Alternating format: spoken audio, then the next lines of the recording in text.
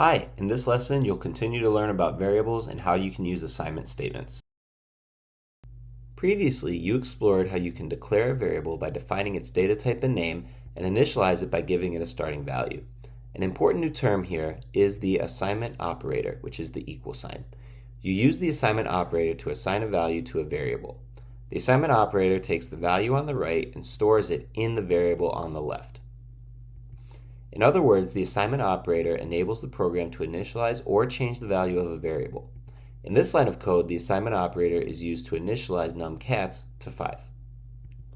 And then in this line of code, the assignment operator is used to change the value of numcats to 4. This is an example where programming differs from math. In math, when you see the equal sign, it means equals and is interpreted as the value on the right is equivalent to the value on the left. So this command might read numcats equals 5. But in programming, when you see the equal sign, it means assigns. This is interpreted as the value on the right is stored in the variable on the left. So the accurate way to read this command is numcats is assigned the value of 5. This points to a fundamental understanding of variables. In programming, variables store values. Let's review some important notes about assigning values to variables. You have to initialize a variable before it can be used. Here, you declare the variable numcats and then try to print its value to the console. However, when the program runs, an error appears. Variable numcats might not have been initialized. This is because the print statement is trying to access the variable numcats, but it hasn't been initialized. It's just been declared. Another important note is that the value assigned to a variable must match the variable's data type. Here, the value assigned to food price is a double, but the variable's data type is an int. When this program runs, you will get an incompatible types error.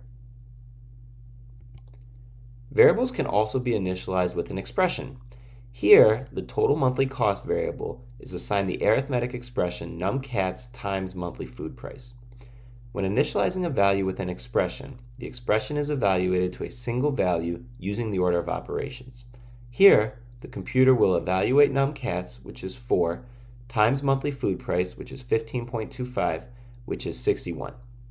Now, the value of 61, rather than the expression numcats times monthly food price, is stored in the variable total monthly cost. Note that 61 is a double because one of the values in the arithmetic expression, 15.25, is a double. With this in mind, the value of an expression has a type based on the result of the expression. Just like their primitive counterparts, reference data types such as strings also need to be declared and initialized. If there isn't an object to assign the variable yet, you can assign the value of null. The literal null is a special value to indicate that a reference is not associated with any object. This will be important later on when you learn more about objects. Now that you know about assignment statements, it's your turn to give it a try.